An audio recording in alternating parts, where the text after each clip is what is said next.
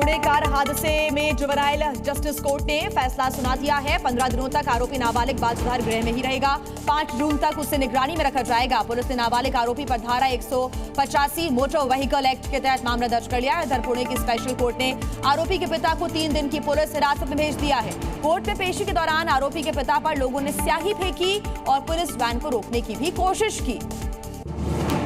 चारधाम में भीड़ की वजह से आ रही दिक्कतों को लेकर अब उत्तराखंड सरकार सख्त होती जा रही है। सीएम धामी ने कहा कि चारधाम यात्रा के लिए सभी तीर्थयात्रियों के लिए पंजीकरण जरूरी है। इसके अलावा प्रशासन ने आदेश भी जारी कर दिया है। आदेश में तीर्थयात्रियों से कहा गया है कि पंजीकरण के बाद ही यात्रा पर आए। सुविधाजनक यात्रा के लिए राज्य सरकार ने ये आदेश दिया है। बांग्लादेश के सांसद अनवारुल अजीम की कोलकाता में बेरहमी से हत्या कर दी गई। अजीम इलाज के लिए भारत आए थे। इसके बाद से सांसद अजीम 18 मई से लापता थे। अभी तक सांसद का शव बरामद नहीं हुआ है। अनवारुल 12 मई को इलाज के लिए भारत आए थे। हत्या की जांच के लिए एसआईटी का गठन भी कर दिया गया है। जम्मू कश्मीर के कुपवाड़ा में सुरक्षा बलों ने हथियारों का जखीरा बरामद किया है। खुफिया जानकारी पर सुरक्षा बलों ने जंगल में छापेमारी की। छापेमारी के दौरान सुरक्षा बलों ने हैंड ग्रेनेड, पिस्तौल और गोला बारूद बरामद किए। जम्मू कश्मीर में अशांति फैलाने के लिए आतंकियों के नापाक मंसूबों की पड़ताल की गई और इसे नाकाम कर दिया गया। अहमदाबाद एयरपोर्ट से पकड़े गए आईएसआईएस के 4 आतंकियों का एक पुराना वीडियो सामने आया। श्रीलंका के रहने वाले चारों आतंकी आईएसआईएस के लिए शपथ लेते हुए आ रहे हैं नजर। चारों आतंकियों ने भारत आने से पहले आत्मघाती हमले की शपथ ली थी। फिलहाल चारों लोगों को गुजरात एटीएस पूछताछ कर रही है इनसे और अहमदाबाद में आतंकियों को मुहैया कराने के लिए हथियार गाड़े गए थे। अब हथियार किसने रखे थे, इसकी भी जांच की जा रही है। 25 मई को होने वाले मतदान को लेकर आज शाम चुनाव प्रचार खत्म हो जाएगा। पीएम मोदी आज हरियाणा और पंजाब में चुनावी रैलियों को संबोधित करेंगे। प्रधानमंत्री मोदी आज दोपहर 2 बजे भिवानी पहुंचने वाले हैं। भिवानी में पीएम चुनावी जनसभा को संबोधित करेंगे। वहीं पंजाब के पटियाला में शाम 4:30 बजे जनसभा को संबोधित करेंगे। कांग्रेस नेता राहुल गांधी का बीजेपी पर ताबड़तोड़ प्रहार जारी है। हरियाणा के पंचकूला में राहुल ने कहा कि बीजेपी संविधान को खत्म करने की कर रही है कोशिश। अग्निवीर योजना पर सवाल उठाते हुए कहा कि इंडिया गठबंधन की सरकार बनने पर इस योजना को कूड़े में फेंक देंगे। अग्निवीर योजना सेना की योजना नहीं बल्कि प्रधानमंत्री मोदी की योजना है। पश्चिम बंगाल के कांथी में गृह मंत्री अमित शाह ने ममता बनर्जी और इंडिया गठबंधन पर जोरदार हमला बोला है। अमित शाह ने कहा कि ममता बनर्जी के इंडिया अलायंस का सूपड़ा साफ हो गया है। शाह ने आगे कहा कि बीजेपी बंगाल में 30 सीट जीतने जा रही है और बीजेपी के 30 सीट आते ही ममता दीदी की विदाई तय है।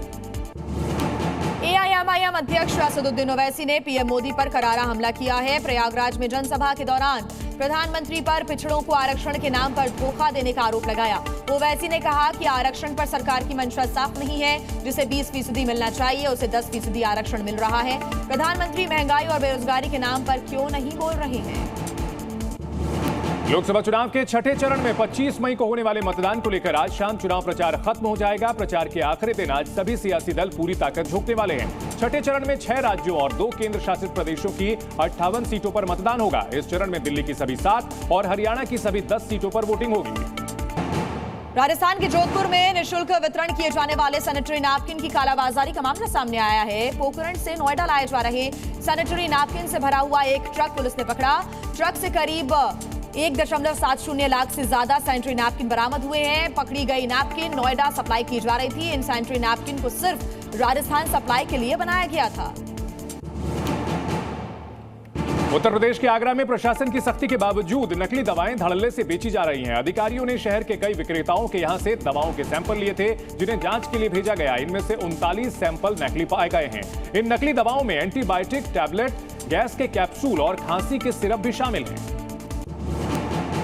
गुजरात के सूरत में एसओजी टीम ने नकली नोट बनाने वाली फैक्ट्री का भंडाफोड़ किया है। पुलिस ने मौके से 9 लाख रुपए के नकली नोट भी बरामद किए हैं। पुलिस को नोट छापने में इस्तेमाल होने वाले उपकरण भी मिले हैं। मौके से एक युवक की भी गिरफ्तारी हुई है। पुलिस के अनुसार आरोपी ने सोशल मीडिया पर वीडियो देखकर नकली नोट बनाना सीखा।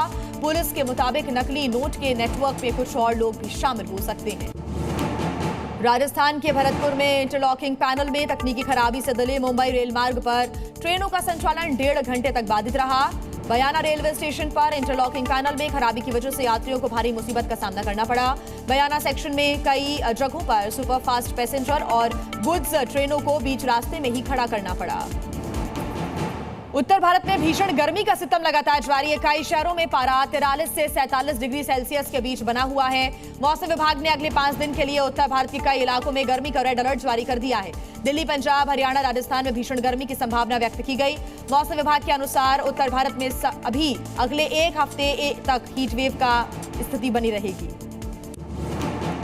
मध्य प्रदेश के डिंडौरी में बुधवार को अचानक से मौसम का मिजाज बदला और तेज बारिश देखने को मिली। तेज आंधी तूफान के साथ बारिश का दौर शुरू होने से जनजीवन अस्त व्यस्त हो गया। तूफान की चपेट में आने से चौराहे पर लगा बिजली का पोल उखड़ गया और एक बोर्ड सड़क पर ही गिर गया। एक कार इसकी चपेट में आते आते बच गई। आपको बता दें कि लगातार इस इलाके में तेज बारिश का दौर जारी है। मध्य प्रदेश के कई हिस्सों में भीषण गर्मी पड़ रही है, तो बुधवार को कुछ जिलों में बारिश का सिलसिला चलता रहा। तो वहीं सिवनी में मौसम ने अचानक अपना मिजाज बदला और रोज की तरह दोपहर बाद तेज हवाओं के साथ मूसलाधार बारिश शुरू हो गई। मौसम में ठंडक की वजह से लोगों को थोड़ी राहत मिली और तापमान में भी गिरावट देखने को मिली है। पिछले 1 हफ्ते से मौसम का इसी तरह का मिजाज है। दोपहर में धूप रहती है और फिर मौसम बदलते ही बारिश शाम को शुरू हो जाती है। केरल के कोच्चि समेत कई हिस्सों में लगातार बारिश जारी है। बारिश का कहर इतना है कि इसके चलते 4 लोगों की मौत हो चुकी है। मौसम विभाग ने राज्य के 5 जिलों के लिए रेड अलर्ट जारी किया है और भारी बारिश का पूर्वानुमान जताया है। पत्थनमथिट्टा, अल्लापुझा, कोट्टायम, एर्नाकुलम और इडुक्की में रेड अलर्ट है, तो 9 जिलों के लिए ऑरेंज अलर्ट जारी किया गया है। केरला के साथ साथ बंगाल की राजधानी कोलकाता में भी बुधवार को तेज बारिश देखने को मिली। लगातार बारिश की वजह से शहर के कई हिस्सों में पानी भर गया। कई सड़कों पर जलभराव भी हो गया, जिसके चलते गाड़ियों की रफ्तार थम गई। शहर के लोगों को जहां गर्मी से राहत मिली है, तो वहीं जलभराव की समस्या का भी सामना लोगों को करना पड़ रहा है।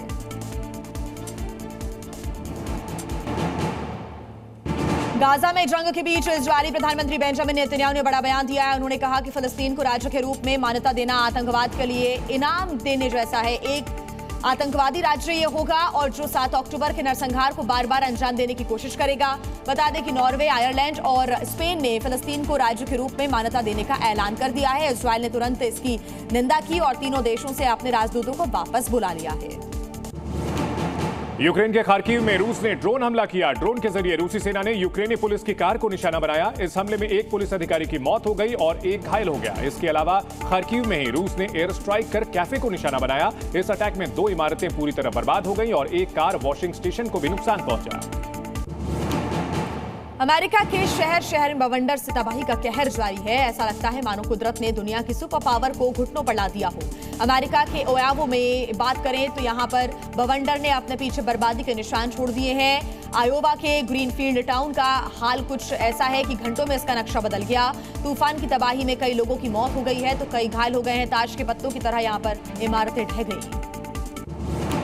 सर्बिया में भयंकर बाढ़ के हालात बने हुए हैं। तेज हवा और लगातार ओले गिरने की वजह से पूरे देश में हाहाकार मचा हुआ है। खासकर दक्षिण पश्चिमी हिस्से में भारी तबाही हुई है। यहां कई इलाके पानी में डूब चुके हैं। इस पूरे क्षेत्र में अधिकारियों ने इमरजेंसी लगा दी है। राजधानी बेलग्रेड की बात करें तो यहां पार्किंग लॉट का एक हिस्सा सिंक होल में ढह गया। बाढ़ के कारण हादसों की संख्या बढ़ती जा रही है। एक कार पर पेड़ गिरने की वजह से कार सवार शख्स की मौत हो गई। टोक्यो के एक इंटरनेशनल टेक इवेंट में पहली बार फ्लाइंग कार का डेब्यू हुआ।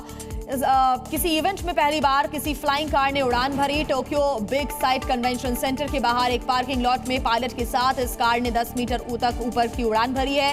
कार का नाम हेक्सा है, जिसे अमेरिकी कंपनी लिफ्ट एयरक्राफ्ट इंक ने बनाया है। हेक्सा के टॉप पर 18 प्रोपेलर लगे हुए हैं और यह सिंगल सीट कार है जो जमीन के साथ साथ पानी पर भी लैंडिंग कर सकती है। राजस्थान रॉयल्स ने आईपीएल एलिमिनेटर में रॉयल चैलेंजर्स बेंगलुरु को 4 विकेट से हराकर क्वालिफायर 2 में जगह बना ली है। अहमदाबाद में राजस्थान ने टॉस जीतकर गेंदबाजी चुनी। बेंगलुरु ने 20 ओवर में 8 विकेट पर 172 रन बनाए। राजस्थान ने 19 ओवर में 6 विकेट खोकर टारगेट हासिल कर लिया। रोहमन पावेल ने टीम को छक्का मारकर जिताया। R Ashwin player of the match रहे। उन्होंने 19 रन देकर 2 विकेट लिए। एलिमिनेटर से पहले बेंगलुरु ने लगातार 6 मैच जीते थे और प्लेऑफ में जगह बनाई थी। अब लगातार 17वें सीजन बेंगलुरु की टीम खिताब नहीं जीत पाई है। क्वालिफायर 2 की बात करें तो राजस्थान कल सनराइजर्स हैदराबाद से भिड़ेगी। यह मुकाबला चेन्नई के चिदंबरम स्टेडियम में खेला जाएगा और ये मैच जीतने वाली टीम फाइनल में एंट्री करेगी, जहां कोलकाता नाइट राइडर्स से 26 मई को मुकाबला होगा। विकेटकीपर बल्लेबाज दिनेश कार्तिक ने भी आईपीएल से संन्यास की तैयारी कर ली है। चेन्नई के खिलाफ मैच के दौरान ही दिनेश कार्तिक ने इसकी पुष्टि कर दी थी। मैच के बाद उन्होंने सभी खिलाड़ियों से मुलाकात की और फैंस का अभिवादन किया। वहीं एलिमिनेटर मुकाबले में विराट कोहली ने भी नया रिकॉर्ड बनाया। वो 8000 रन बनाने वाले आईपीएल इतिहास के पहले क्रिकेटर बन गए हैं। इस दौरान उन्होंने 8 शतक लगाए हैं और 55 50s जड़ी हैं। इन दिनों आईपीएल में एमएस धोनी के भविष्य को लेकर चर्चा जोरों पर है। इस साल चेन्नई प्लेऑफ में जगह नहीं बना पाई और लीग से बाहर हो गई।